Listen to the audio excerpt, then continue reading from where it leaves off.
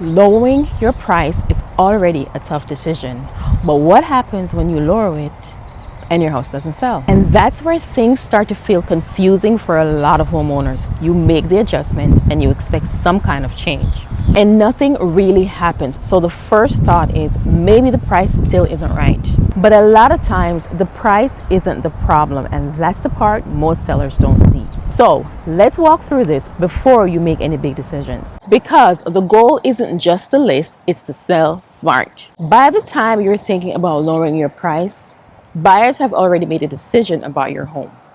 And that decision usually happens the moment they walk in, not when they check the price. Let me give you an example. There was a home here in Miami listed around $650,000.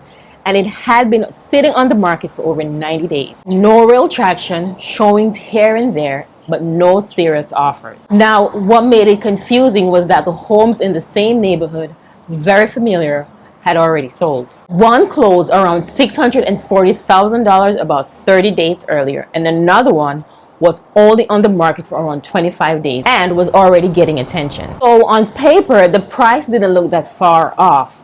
But when buyers walked through, it didn't feel the same.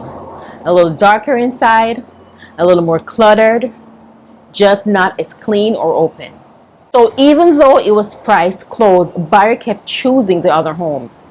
And that's the part most sellers miss. When someone walks through your home, they're paying attention to how it feels.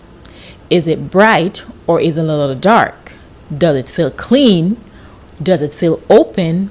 Or is it crowded? They may not say it directly, but it affects whether they move forward. Okay, so I once had a buyer that I took out for a showing. They pulled up to the house, but they did not want to get out of the car. They looked around the neighborhood and said, "Let's go." No explanation, nothing. Just got back in the car and we left. But in that moment, they had already made up their mind. So imagine losing a buyer for something you don't even control. Now think about that for a second. Think about everything inside your home. Think about all the things you can control: the lighting, the cleanliness, the space, the overall feel. That is why this is so important, because buyers are deciding very quickly when they walk into your home. And once that decision is made, it's very hard to change it. Now, here is something else most sellers don't do.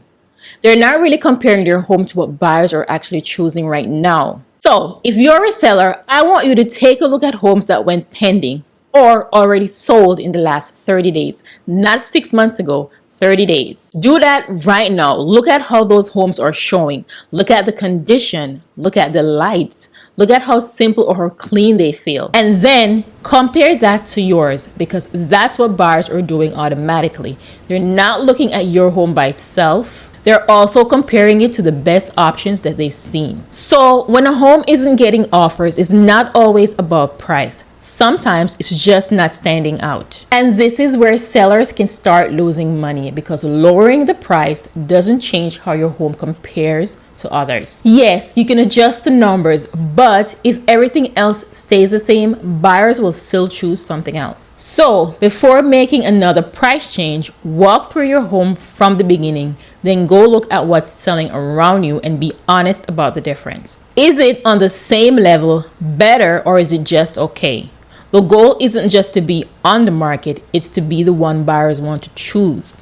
And if that part isn't there, lowering the price won't fix it. Because if we're being honest, sometimes it's not about doing more, it's about stepping back and getting clear on what's actually going to need to be changed. Because the right buyer will come, but your home has to be ready for them. I hope this gave you a better way to look at it. Thank you for watching. Be blessed, and I will see you in the next one. Bye.